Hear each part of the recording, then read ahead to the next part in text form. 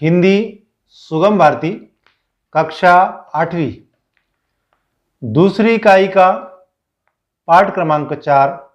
पाठ का नाम है तुम मुझे खून दो। तुम मुझे खून दो। इस पाठ के लेखक नेताजी सुभाष चंद्र बोस हैं। मेरे प्रिय छात्रों, मैंने इस पाठ के 2 वीडियो बनाए हैं। आज का यह वीडियो भाग 1 है।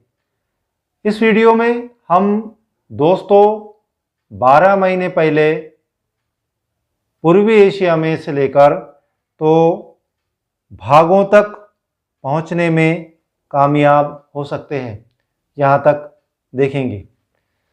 आइए वीडियो शुरू करने से पहले, अगर अभी तक आपने मेरे इस YouTube चैनल को सब्सक्राइब नहीं किया है, वीडियो को लाइक नहीं किया है, तो पहले आप चैनल को सब्सक्राइब कर लें, वीडियो को लाइक कर लें। कर दिए? मेरे प्रिय छात्रों, यदि अभी तक आपने पुस्तक नहीं निकाली हो तो सबसे पहले आप पुस्तक निकाल लें। जब मैं किताब की लाइन पढ़ता हूँ तब आप किताब में देखें, जब मैं उसको समझा कर देता हूँ तब आप मेरी तरफ देखें। ठीक है, आइए शुरू करते हैं। तुम मुझे खून दो।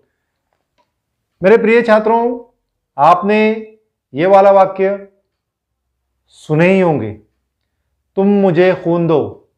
नेताजी सुभाष चंद्र जी का ये घोष वाक्य था, तुम मुझे खून दो, मैं तुम्हें, बोलो आगे, अरे बोलो ना, तुम मुझे खून दो, मैं तुम्हें आज़ादी दूंगा। आइए गद्य संबंधी देखते हैं।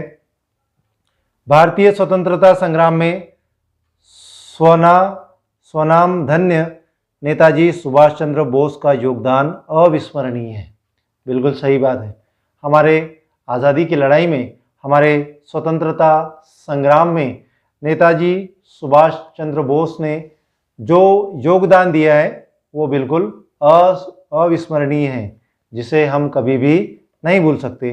द्वितीय विश्व युद्ध के समय आज़ाद हिंद सेना को स्वतंत्रता प्राप्ति हेतु युद्ध करने के लिए प्रेरित करते हुए आपने यह भाषण दिया था। ये एक भाषण है, यह पाठ के अंदर भाषण दिया गया है। भाषण किसको दिया है? आज़ाद हिंद सेना को। नेताजी सुभाष चंद्र बोस ने आज़ाद हिंद सेना को यह भाषण दिया था। आपका कहना था कि स्वतंत्रता की राह शहीदों के खून से ही बनती है। सुभाष चंद्र बोस जी कहते थे कि स्वतंत्रता की, आज़ादी की जो राह बनती है, आज़ादी का जो रास्ता बनता है, वो कैसे बनता है? शहीदों के खून से ही बनता है। खून देकर ही आज़ादी की कीमत चुकाई जा सकती है। आपका आग्रह था कि देशवासियों को इसके लिए तत्पर रहना चाहिए। आइए देखते हैं। दोस्तों, 12 महीने पहले पूर्वी एशिया में भारतीयों के सामने संपूर्ण सैन्य संगठन या अधिकतम बलिदान का कार्यक्रम पेश किया गया था। क्या 12 महीने पहले क्या हुआ था? पूर्वी एशिया में भारतीयों के सामने एक कार्यक्रम पेश किया गया था। उस कार्यक्रम का नाम था संपूर्ण सैन्य संगठन या अधिकतम बलिदान। बलिदान देना मतलब कुर्बानी देना। बलिदान देना मतलब कुर्बानी देना। यह कार्यक्रम, यह प्रोग्राम पेश किया गया था। आज मैं आपको पिछले साल की हमारी उपलब्धियों का ब्यौरा दूंगा। वो अपने भाषण में कह रहे हैं कि आज मैं आपको पिछले साल की हमारी उपलब्धियों का, मतलब हमने कौन कौन सी उपलब्धियां प्राप्त की हैं, कौन कौन सी चीज़ें हमने हासिल की है, उन उपलब्धियों का मैं आपको क्या करूँगा? ब्यौरा दूंगा। तथा आने वाले साल की हमारी मांगे आपके सामने रखूँगा। पिछले साल हमने कौन कौन सी चीज़ें प्राप्त की है उसके बारे में आपको बताऊँगा, और दूसरी बात, आने वाले साल के लिए हमारी कौन कौन सी मांगे हैं ये भी आपके सामने रखूँगा। ऐसा करने से पहले मैं आपको एक बार फिर यह एहसास कराना चाहता हूँ कि, और ऐसा करने से पहले मैं आपको एक बार फिर ये एहसास कराना चाहता हूँ कि हमारे पास आज़ादी हासिल करने का कितना सुनहरा अवसर है। हमारे पास में आज़ादी को हासिल करने का कितना सुनहरा अवसर है।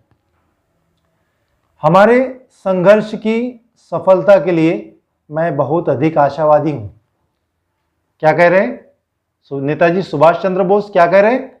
कह रहे हैं कि हमारे संघर्ष की सफलता के लिए, हम जो संघर्ष कर रहे हैं, इस संघर्ष की सफलता के लिए मैं बहुत आशावादी हूँ।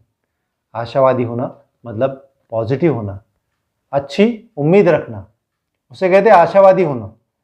क्योंकि मैं केवल पूर्व एशिया के 30 लाख भारतीयों के प्रयासों पर निर्भर नहीं हूँ। वो कह रहे हैं कि मैं केवल ये पूर्व एशिया के 30 लाख भारतीयों पर ही के प्रयासों पर, भारतीयों के प्रयत्न पर ही निर्भर नहीं हूँ। भारत के अंदर एक विराट आंदोलन चल रहा है। भारत के अंदर एक विराट मतलब बहुत बड़ा आंदोलन चल रहा है, तथा हमारे लाखों देशवासी आज़ादी हासिल करने के लिए अधिकतम दुख सहने और बलिदान के लिए तैयार हैं। और हमारे लाखों देशवासी आज़ादी को प्राप्त करने के लिए, स्वतंत्रता को प्राप्त करने के लिए क्या है? अधिकतम दुख सहने के लिए और बलिदान के लिए तैयार हैं। दुर्भाग्यवश का अर्थ होता है बदकिस्मती से। दुर्भाग्यवश सन 1857 के महान संघर्ष के बाद, 1857 का जो महान संघर्ष हुआ था, उसके बाद हमारे देशवासी निहत थे उसे कहा जाता है जिसके पास कोई हथियार ना हो, उसे कहते हैं निहत थे। के बाद हमारे देशवासी निहत्थे हैं। देशवासी क्या है? निहत्थे हैं, जबकि दुश्मन हथियारों से लदा हुआ है। जबकि क्या है? जबकि दुश्मन हथियारों से लदा हुआ है, दुश्मन के पास बहुत सारे हथियार हैं। आज के इस आधुनिक युग में निहत्थे लोगों के लिए हथियारों और एक आधुनिक सेना के बिना, आज़ादी हासिल करना नामुमकिन है। आज़ादी को हासिल करना कैसा है? नामुमकिन है, मुश्किल है, बहुत मुश्किल है। अब ज़रूरत सिर्फ इस बात की है कि अपनी आज़ादी की कीमत चुकाने के लिए भारतीय स्वयं आगे आए। अब ज़रूरत किस बात की? अब ज़रूरत इस बात की है कि अपनी आज़ादी की कीमत चुकाने के लिए भारत के जो लोग हैं वो स्वयं आगे आए। संपूर्ण सैन्य संगठन के कार्यक्रम के अनुसार, संपूर्ण सैन्य संगठन, ये जो कार्यक्रम है, कार्यक्रम का नाम है संपूर्ण सैन्य संगठन। संपूर्ण सैन्य संगठन के कार्यक्रम के अनुसार मैंने आपसे जवानों, धन और सामग्री की मांग की थी। संपूर्ण सैन्य संगठन के अनुसार मैंने क्या किया था?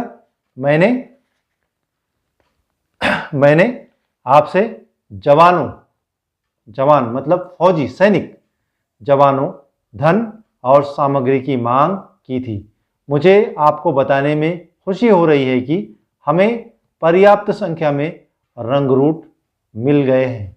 मुझे आपको बताते हुए खुशी हो रही है कि हमें पर्याप्त संख्या में, मतलब जितनी हमको चाहिए थी उतनी संख्या में हमको रंगरूट मतलब नए सिपाही मिल गए हैं। हमारे पास पूर्वी एशिया के हर कोने से रंगरूट आए हैं। और हमारे पास क्या है? हमारे पास पूर्वी एशिया के हर कोने से रंगरूट, नए सिपाही आए हैं। चीन, जापान, इंडोचीन, Philippines, Java, Borneo, Celebes, Sumatra, Malaya, Thailand और बर्मा से। आपको और अधिक उत्साह एवं ऊर्जा के साथ जवानों, धन तथा सामग्री की व्यवस्था करते रहना चाहिए।